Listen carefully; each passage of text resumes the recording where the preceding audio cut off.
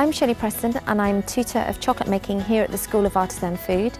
And today we're going to make lots of lovely chocolate recipes that you can make at home. We're going to make hand-poured chocolate bars and hand-rolled truffles so that you can have perfect results every time. I'm going to show you how to make a very simple chocolate bar. In our jug here we have some lovely tempered chocolate. And it's a beautiful Grenadian chocolate which tends to be quite fruity but also a little bit spicy. And it goes very well with a Japanese citrus fruit called yuzu. And in here I have the extract of the yuzu rind in essential oil format. Essential oils are really wonderful for working with solid chocolate because it's an oil-based product going into the chocolate, which you've got lovely fats with the cocoa butter, so they're completely compatible. They're very concentrated, so you may need 1, 2 or 3 drops depending on how much chocolate you have.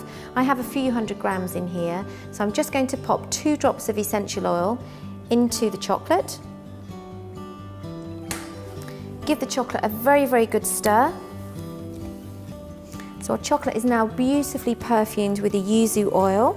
I'm just going to set it aside for 1 second. This is a domestic chocolate bar mould.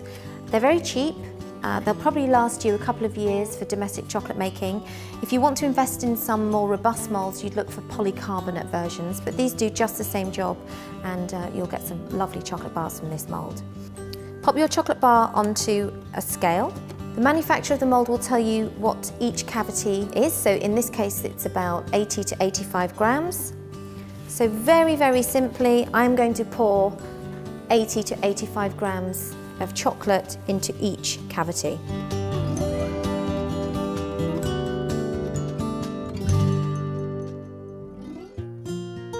Now you need to work quite quickly, and you very simply move the chocolate bar mould left and right and backwards and forwards until you can see the chocolate just starts to find its own level. You've got no chocolate running over the sides. You can see underneath that the chocolate is all filled. So we're going to bang the chocolate bar mould now onto the bench to disperse any stubborn little bubbles that might be lurking around in there. It actually helps if you drop it. What goes very well with this chocolate is raw cacao nibs. These are just tiny little fragments of the cocoa bean that's been roasted, and they are really delicious. So very simply, you can do this with anything you like.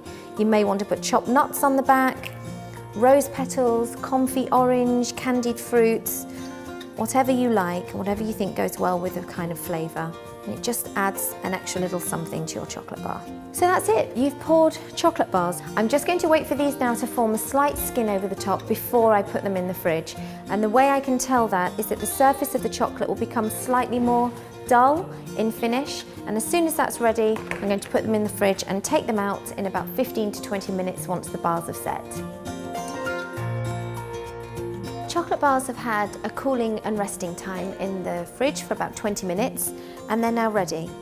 One of the reasons I can tell that they're ready is that if I move the chocolate bar mould backwards and forwards and left and right, I can actually feel them moving around. That means that the chocolate is contracted enough to move away from the mould, so we can flip them out and we've then finished our chocolate bars. So usually we do this away from us. So if you take the mould just up to your board and then you literally just flip, and out come your chocolate bars. So now we've got this lovely Grenadian chocolate perfumed with the gorgeous yuzu, which will impress absolutely anybody you know. Again, very simple to make. You follow the tempering method, flavour with oil, and there you go. Beautiful yuzu flavoured chocolate bars.